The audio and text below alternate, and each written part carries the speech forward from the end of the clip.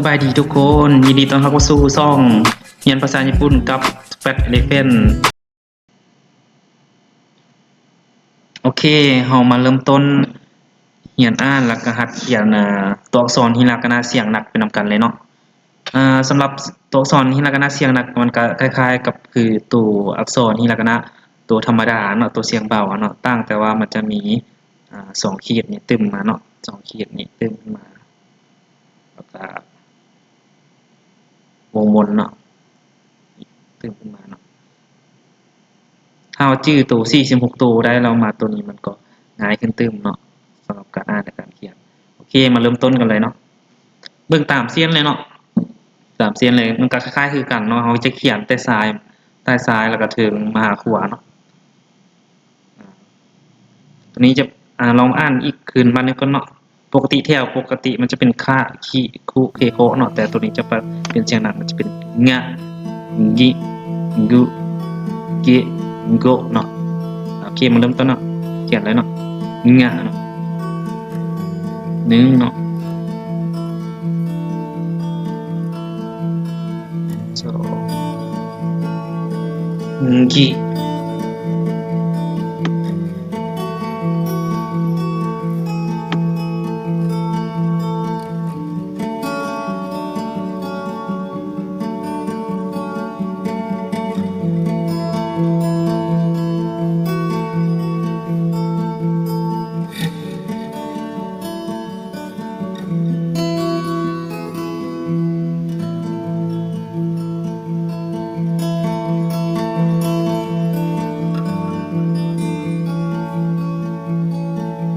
เงะ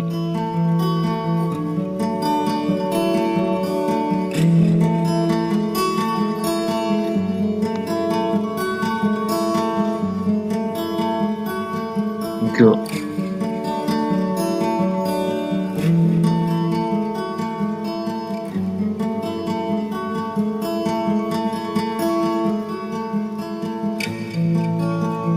ต่อไปเนาะซะซิซึเซโซเนาะ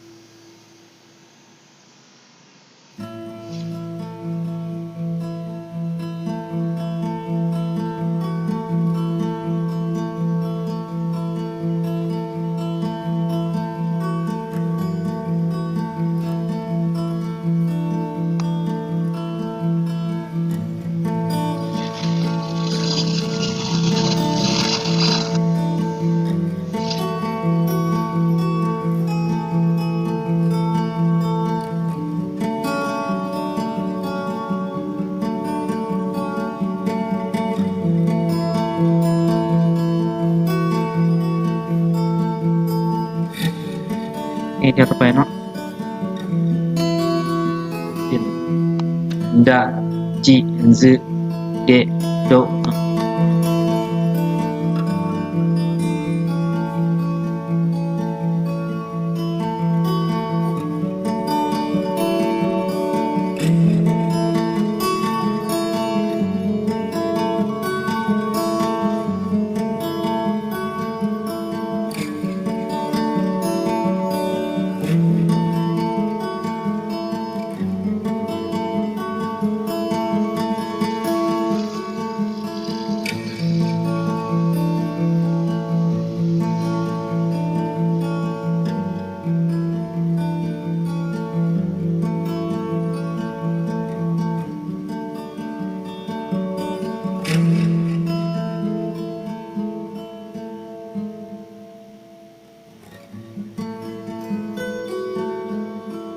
ต่อไปจะเป็น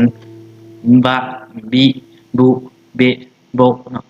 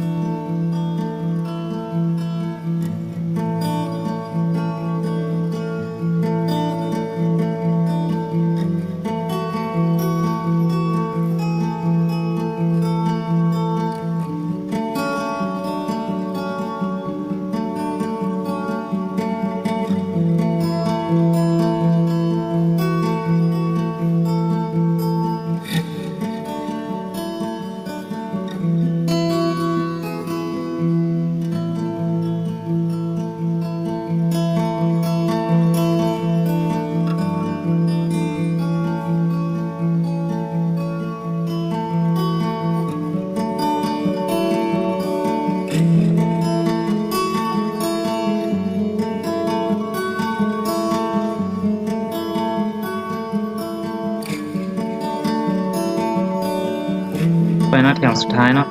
จะเป็นปะปิปุเปโอ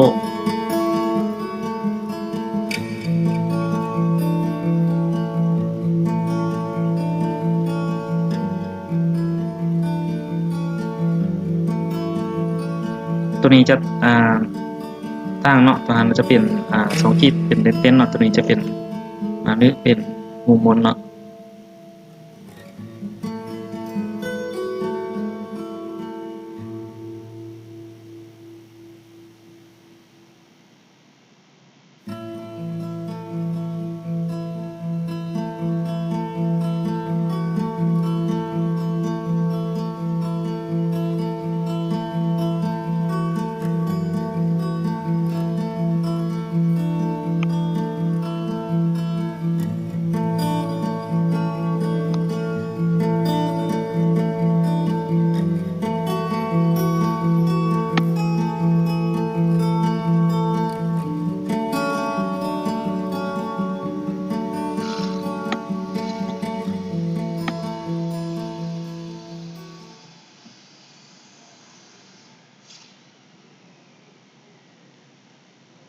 โอเคสำหรับตัวอักษรฮิรากานะเสียงหนักเนาะเสียงคุณเนาะเสียงหนักเสียงคุณเนาะมันจะมีประมาณนี้เนาะการอ่าน EP ต่อไปเด้อขอบใจมาตา I Metro